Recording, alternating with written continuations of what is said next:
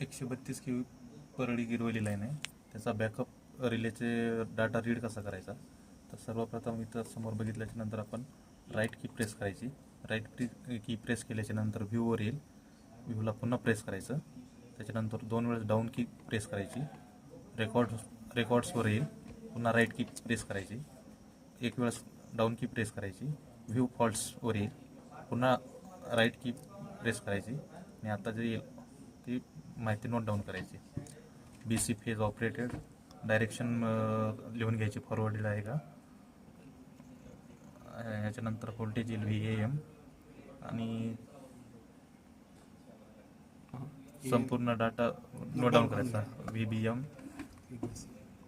VCM, त्यानंतर VNM आणि IAM म्हणजे आर फेजचा फॉल्ट करंट एम्पियरमध्ये, किलो एम्पियरमध्ये येईल, तो नोट करायचा. IBM म्हणजे B फेजचा, वाय फेजचा सॉरी. ICM म्हणजे B फेजचा, किलो एम्पियरमध्ये येईल, नोट करून घ्यायचा.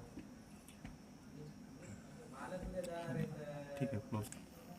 टेस्ट रिसेट तेच आहे. रिसेट करायचा, LED रिसेट करायचा असल्यास हे टेस्ट ऑब्लिक रिसेट बटन आहे ते प्रेस करायचं, रिसेट होऊन जाईल.